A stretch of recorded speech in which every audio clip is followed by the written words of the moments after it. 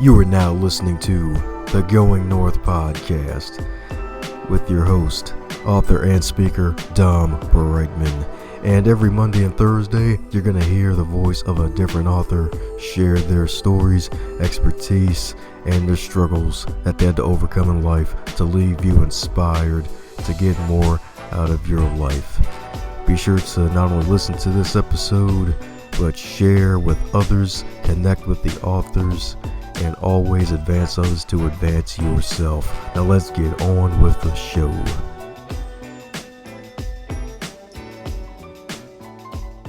And today on the Going North podcast, we're back at you again with yet another author, but not just any author. Thanks to the wonderful folks at Sacred Stories Media, I get to connect with some of the most spiritual folks that are just masters of interesting subjects and that are some of the most wonderful people in the world. And this wonderful author right here is a level 4 master practitioner and an animal healing practitioner of SVH, which apparently stands for Serenity, Vibration, Healing, and Enlightenment Technique. And she credits this energy modality with being instrumental in assisting her to bring forth the information in her wonderful book series called the Joy Chronicles. In addition to that, she graduated magna cum laude from Indiana State University and has a master's degree in music from the University of Illinois. So she is a master in more ways than one. She's also taught public school music in the orchestra and currently plays the violin and viola professionally in Bloomington, Indiana. So if you're in the Indiana area, she's at a concert somewhere, make sure you find her, have her sign your book. And you're probably wondering who this wonderful person is. It is the one, the only, jubilant Joy Elaine. How are you today, ma'am? Wow. What an introduction. Yeah, I'm feeling pretty good today. Glad to be talking with you and excited about the information I get to share with your listeners. Oh, yeah, and the best part about it is that introduction isn't even complete. So am I filling in some cavities where I may have missed some fillings? Well, I thank you for mentioning all those attributes of my education, but the most important thing for me is, as a result of that SPH studies and other esoteric studies that I've been able to take with masters like Osiris and Isis and Hathor and Horus and Thoth. Those of you who know anything about Egyptian mythology will know those names. Anyway, my studies with them have given me some abilities that are, even to me, pretty incredible because SVH is a modality that works with time travel.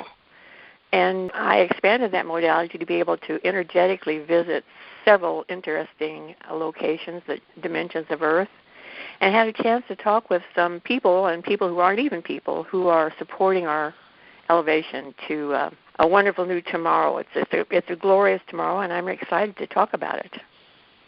Oh, yeah. Not only a glorious today, but a glorious tomorrow. Yeah, yep. Well, beautiful indeed. So with all those accomplishments you had in life, being a music teacher, what led to you becoming an author?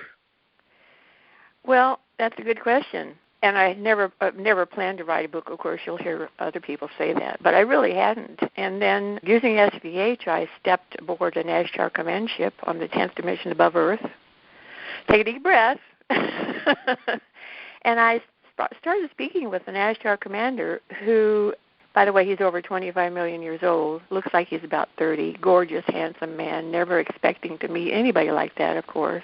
And the information that he was telling me about the possibilities for our future was so exciting for me that I really had to write about it.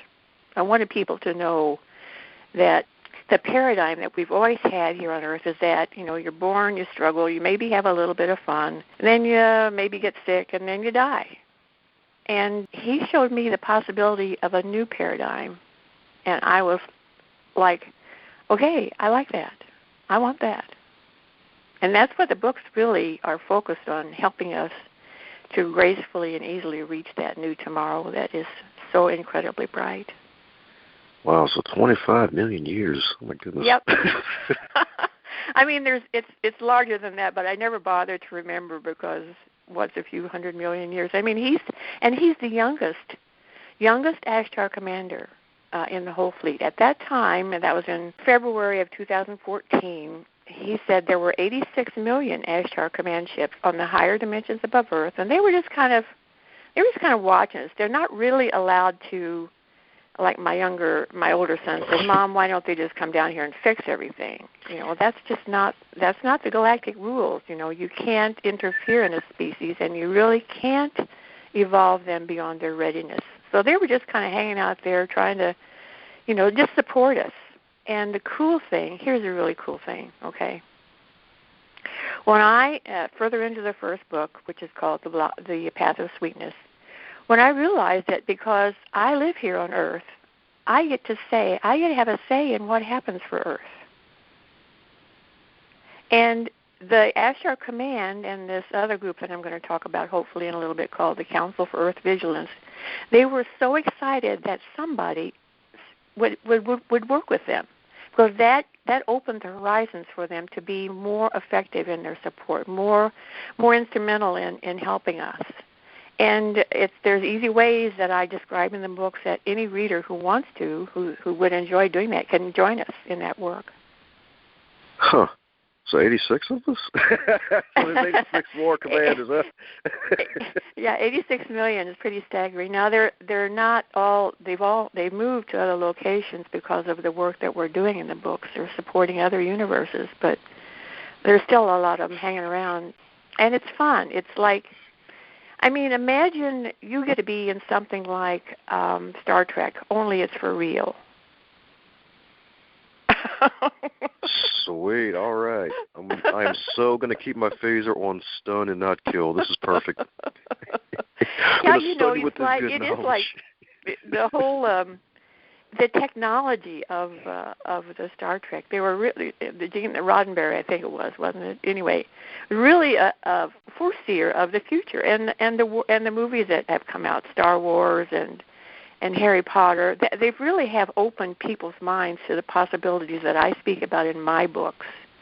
And, these are my experiences. So I'm labeling them as nonfiction. The master guides that work with me have exhorted me not to insist that people read them as true stories, but they are my true stories. So however you want to read them, you're going to have fun. You're going to read about things that just really, I think, will open your mind, open your hearts to a new possibilities, new excitement, new hope. That's how I felt, very hopeful. I thought, oh my gosh, wow, I can choose different things than humanity has always had to choose. We've had no options. It's been that way. That's because we are a world that lives in duality, and your enlightened listeners who know about worlds that are non-dual, that's a whole other paradigm. And that's what Tonas, that's the Ashtar commander I met, he was born on a non-dual world. And half of the worlds in our universe actually are non-dual at this point. So we've got a ways to go to catch up, and it's going to be a wonderful journey. Beautiful indeed. So I'm guessing it's going to be a wonderful journey indeed, because there's The Path of Sweetness, and I believe there's 5 other books in addition to that one, right? Yes, right. The second one's called Blossoming of Love. We bring back Earth's dragons in that book. The third book is called A Wish is Granted. We get to see what it's going to be like in 350 years. And I perform the first ever fairy wedding. Fourth book's called Paths of Freedom. We up until that book was pretty smooth sailing, not much tragedy, but there was a lot of drama in that book, much more than I wanted to experience. Book 5 is called Return of Dragons. Everybody loves that book because of the dragon prince on the cover that's hatching. His name is Joya. He was born on Mother's Day. Yeah, born on Mother's Day, 2015. I meet his daddy in the second book, The Dragon King. And the sixth book is called Spaceship Earth, Return of the Star Tribes. And a lot of the tribes, the Native American tribes and tribes in South America who came here, they came here actually a long time ago to assist Earth. And many of them had become extinct or were killed. And many of them wanted to come back and support us. So that was fascinating for me to be part of bringing them back. I mean, I can't even remember everything in the Joy Chronicles. I have to stop and think about it and actually even pinch myself and say, yeah, I really did, meet that dragon. I really did work with that genie and still am working with Laponi. So I think readers will really have a chance to either just, read them as fantasy, enjoy what they get out of them, or dive in and take them to heart and join us in the work we're doing. Oh, yeah. Oh, yes, indeed. Yes, indeed. So can I talk about the CEV? Oh, yes, please. Go ahead. Well, I met them in very early in the first book, and they were at that time, they were just energy. They had never incarnated. They never had a physical body, and there were 94 of them, and only one of them was able to speak, although they communicate telepathically among themselves. His voice was very, very gravelly, and I later learned that was because all 94 of them, or other 93 of them, were speaking through him. Anyway, Counsel for Earth Vigilance, they oversee anything that the galactic councils would apply to Earth, which wasn't very much because, they don't mess with us. They just sit back and watch and hope we make it, I guess. And we will. Then the CEV decided that they could help us better if they incarnated, which means if they took a physical form. So the challenge was that they didn't want to look like humans. Now, they knew a lot about us because they'd watch cartoons, okay? And Mickey Mouse was a favorite. Mickey Mouse, Scooby-Doo, Casper the Friendly Ghost, and Disney movies, yes. So they thought about, having Laponi, who is the genie he really does just think something and it happens. They thought about Mickey Mouse, but then I told them, well, there's a Minnie Mouse. And they said, oh, well, there's a gender then, and we don't want to have a gender. So finally, Laponi got this brilliant idea, and he created 94, they're 3 foot tall, 94 liquid crystalline swizzle sticks. Each one of them inhabited a swizzle stick, and so we call them the Swizzlers. All right? Now, remember that they never had a body, so they're really learning how to be unique, and I'm so thrilled with what I find about what they're doing. Not all of them have chosen names, but the very first one, number one, the one that spoke to me, chose the name Charlie Brown because he wanted to honor Charlie Brown. Now, you couldn't imagine a figure more unlike Charlie Brown than possible. The Swizzlers, they never get tired, okay? They never sleep. And they want to do everything that they have never had a chance to do. So a part of me exists in this reality where they are. They're in a higher dimension above Earth, and they're also in the center of the Earth in a council we form there. But I'm not always aware of what's happening, and I'm kind of grateful for that because I can't imagine having 94 kids who never sleep and who just want to try everything. They're like, when they're in their collective, when they're working as a unit, they're brilliant. They're genius. They know everything. They know incredible things. But when they're individual, when they speak with them individually, they're like about 5 years old, okay? And they are lovely. I love them with all my heart. I actually adopt them, Tonas and I adopt them in one of the, I think maybe book 3, because they didn't, Charlie said, I'd like a mommy. And I said, well, I'll be your mommy. So mommy to 94 little boys and girls. Some of them have decided to be a boy or girl. Some of them are, one of them dresses like a cowboy when he's a boy, and then he dresses like a ballerina when he's a girl. So they are going to be the stars of the movies because these books are going to be made into movies. The Swizzlers are going to be just people. I've seen them as action figures in the future. So imagine, like Charlie likes orange. His hair is orange, and it looks like the long bristles of a car wash that you can imagine what that looks like. They have buttons. Most of them have buttons for eyes and for a nose, although some of them have Mr. Potato Head nose. See, they're just learning how to be people. So nothing is off limits for them. Number 51 has 3 belly buttons, and Charlie said, "There's none of them are in the right place, Mommy." Oh gosh. So number 80 likes to dress like a Crayola crayon, and he has all the different outfits that for every color of the different crayons. So you can see how, I'm thrilled every time I go to the council and I get to find out what the Swizzlers are doing. And they have really been instrumental in saving our bacon in some of the books that, Earth could have been at war. Earth could have been ruled by not nice guy. So it's not all sweetness and light, but thankfully to the genies and the Ashtar Command and the council that I'm working with, who are brilliant people like John Kennedy on the council, I got Abraham Lincoln, I got Marilyn Monroe, I got Cleopatra, Mark Antony, and Caesar. And now these are not like they were when they were alive. They are like ascended masters. They can imagine if they're like Jesus, who occasionally comes to our council. So it's a big picture. You're going to meet people that you're going to fall in love with, like the Swizzlers. You're going to meet kind of scary people. You're going to meet wonderful people, like a lot of the Native Americans come to the council because I have deep connection to them. A lot of the Native American chiefs came in the second or third book, and then they stayed for about a year, and then they returned to Earth to be energetically more assistant to the tribes. How does it feel to have 94 kids without going through the childbirth process of each one? Well, that's wonderful. And by the way, that's how it happens in a non-dual world. Babies are formed in a nest of energy between the mother and the father. And it takes about 6 hours, and they are born with the entire knowledge of the genetics of both parents because, like for Tonas, he's the guy that's 25 million years old. All of his ancestors are still alive, which is, I had to really just stop and think about that for a moment, because in that non-duality, they don't experience death or aging or any of that kind of stuff.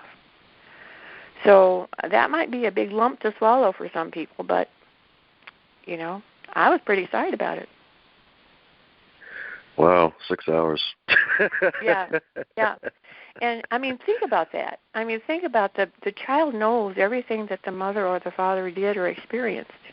I could go on and on about that, but maybe there's something else you want to talk about. Want to talk about dragons? Without the dungeon, sure. Yeah. It's funny because at the expos that I go to, a lot of people will come to me and say, hey, I really love dragon energy. I'm working with dragons. And I say, well, good for you, because the things that we kill, now I'm not talking about humans, I'm talking about animals and trees and things that we kill. The fairies have a template. I don't know how it works. They just do it. They take that energy, that animal, that tree, they take it into their gardens. And it lives there until it would have died naturally. And Shalia said, well, the cows that we have a special place for the cows, and they can eat grass and lay in the shade. They don't have to do it, she said, but they like to do it, so we let them. And when a cow would have died naturally, it just lays down in the fairy garden and it turns into sparkles.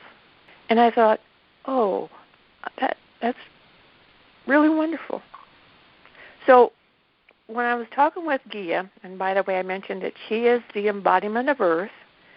She embodied to come to the council that we formed at the end of Book 1 to have her say in what work that we're facilitating. She told me that the dragons had been killed off twice in our history, in Earth's history. And I thought, oh, the last time was about 420 A.D. And other worlds in our universe do have dragons, but we didn't have any at the time. And I thought, well, I'd like the dragons back. I'd like back all the creatures that belong here. And so with her permission, with the Galactic Council's permission, and with the fairies template, we brought 4 million dragons back. Now, you're saying, okay, where are they? Well, you wouldn't think that we would bring them back where people are yet, would you? Nah, folks will freak out probably. Yeah, a recipe for disaster, right? Probably start killing them again as soon as we saw them, just describing that. So we brought them back into 7th dimension, a little bit off quite a bit off where humans exist now. And they were hanging out there for quite some time. And the fairies live a little bit off dimension too. So sometimes people can see into their reality. The fairies can see into ours, but they don't. They'll stick an arm or a head into our dimension, but they don't come here because, I mean, why would you leave their garden? They're safe there. It's always spring or summer. There's never winter. It's never night. But they do support us. They support everything that's green. Anywhere there's green, there's a fairy garden, and there's fairy gardens all over Earth. There's over 25 million fairies. So we got the fairies to be grateful to, and they love us. They sing, they dance, they're joyful. And I love interacting with them. You know, they're, like I say, Gaia thought them into existence at the very beginning of Earth. So they've always been here. Anyway, the dragons. Winfred is the one I met in the second book, Blossoming of Love. I asked him to describe himself for me because I hear very clearly when I'm interacting with these beings, but my vision is a little bit lacking. Sometimes I see things, but not always. So he described himself as being 5 elephants tall, weighing about 40 tons. He's a deep ochre color, and his wings would, stretch the length of my house. Dragons come in gold and red and brown and green and earth tones. They don't come in purple or blue or, those colors. Occasionally there's a red dragon. So, and they want to help us. They're supporting us now. So the interactions between humans and dragons wasn't always great in the past.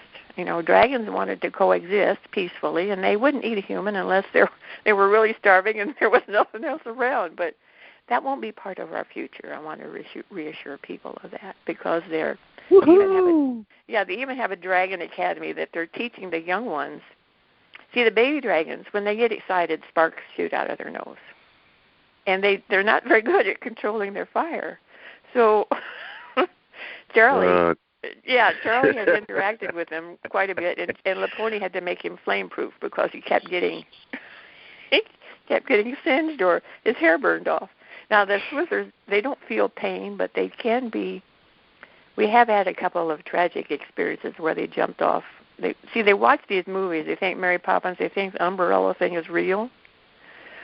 So they wanted to fly, and one of them we unsupervised at the time. We were busy doing something else.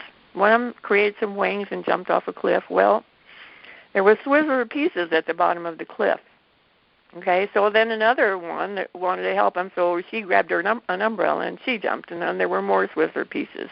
It's pretty traumatic. It doesn't kill them, but we had to have Jeannie Laponi reassemble them again, and Charlie was trying to help. Jeannie Laponi was gone at that time, and he's really traumatized.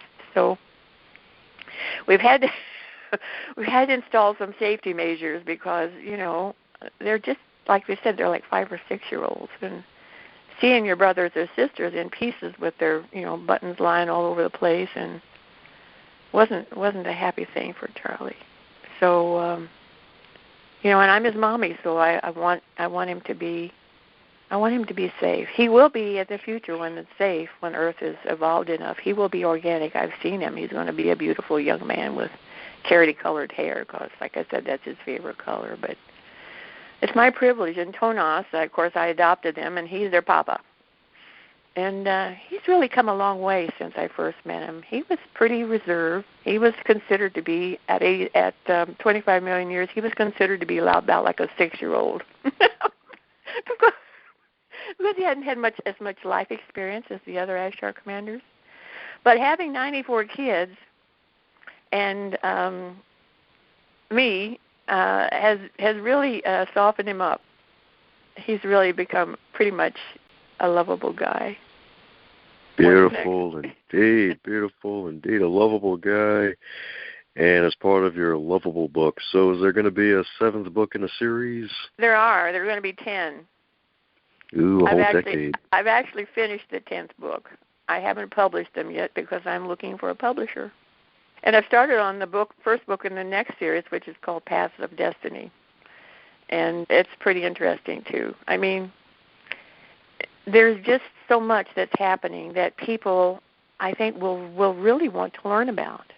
They're going to see the bigger picture of what Earth could be and what is around us. I mean, we really, one of the fundamental principles of my books, besides asking people to step into their destiny's role in Earth's evolution, is that we're all one. The fundamental nature of all of us, even though we look different, is one, that we are one tribe.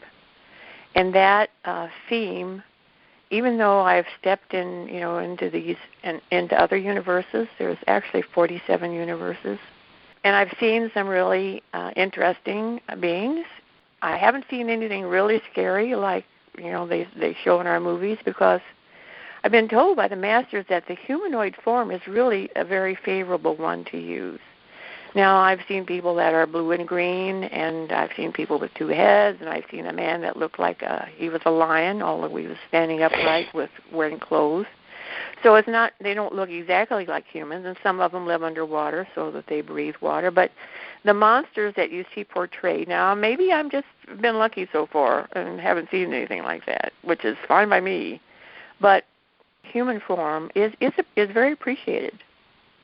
I mean, what can I say? The names at the council, the names of the universes were really challenging. But that was, I kept asking over and over again, because nobody writes. They don't use English. They have their own languages. Most of it's telepathic, and luckily I'm able to hear them in English.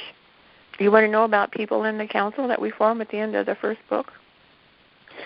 The people in the council. The Sure. Council. Okay.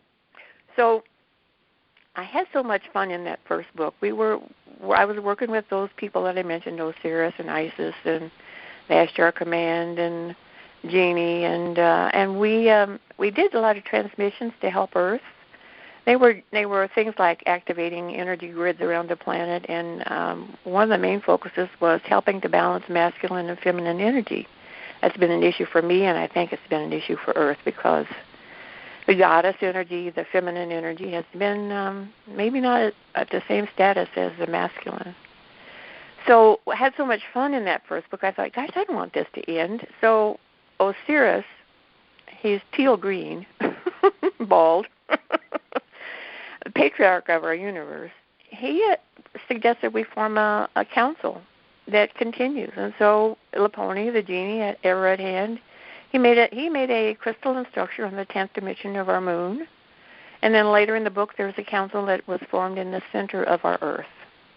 Well, we needed more people on the council, so I thought, well, let's have kind of a re-emergence of the Knights of the Round Table, only our table's oval, since there's about 100 people around it.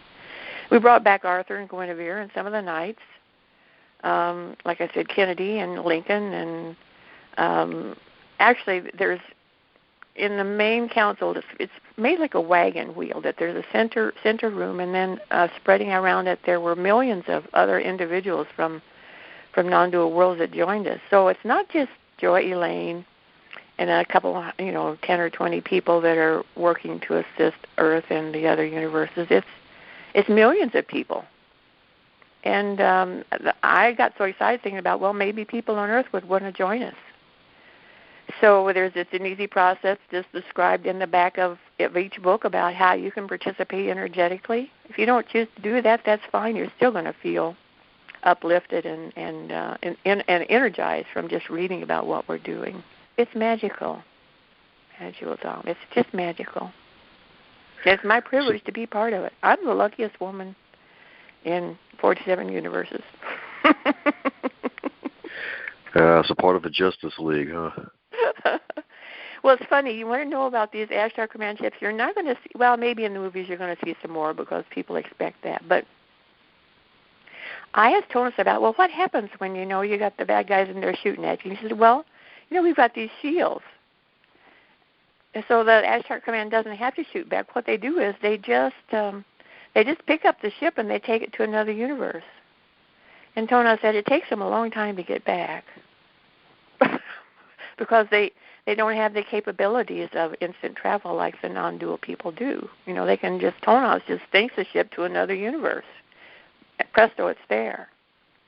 So, and then I said, well, what about, and some of the ringleaders? He said, well, if we take them, we put them in stasis. It doesn't hurt. They don't know that they're in stasis, and we just keep them there until all their followers die. Return them. So it's not like it's the Ashtar Command. Their ships are so supreme to all of the other ships that they encounter that they're really pretty much can't touch them. I mean, I've seen one in the future, and I've seen the inside of one, and I've seen the room where Tonas and I work, which is huge windows that look down on Earth. But imagine two crystalline pie pans, one on top of the other, and that's basically what they look like. Huge. We had this magnificent party at the end of the book where we invited, I think it was about 30,000 people came. And he had to expand the ship. He did it with his mind. It was 5 times bigger than when we started. So you can see, I just feel like I just am rubbing up against all this magic. It's like magic to me. It's like stuff you want to happen, you want to believe happens, and it's never been possible before to believe that, really. I mean, you watch it in the movies and you think, oh, that's nice, that's just a movie, and then you go home and you're back in your everyday world. Well, I'm here to tell you our world is not an everyday world. That's right. It's not an everyday world because everything doesn't happen every day, right? Right. One of these days we will see the dragons come back. We won't be killing them then. They won't be killing us. The fairies will be back. I'm looking forward to that kind of reality. I'm not going to talk much more about it because I think people will get more of a sense about it when they read the books. By the way, they are on special now. My books are. The Christmas special for December and January. But they have to email me because I have the books at my home. I'm getting ready for some expos next year. So I'll be able to sign them, and if they want gift wrapping, I can do that with no charge. It's free shipping in the United States. $15 for 2 or more books, $15 each. So there's 6 books. If they order all 6, what's 6 times 15? $90. Great Christmas present. More fun than you can shake a stick at, as my dad would say. More fun you can shake a swizzle stick at? Yeah, that's a good one. Yeah, they're only 3 feet tall, so and they're very flexible, because it's liquid crystalline, so they can,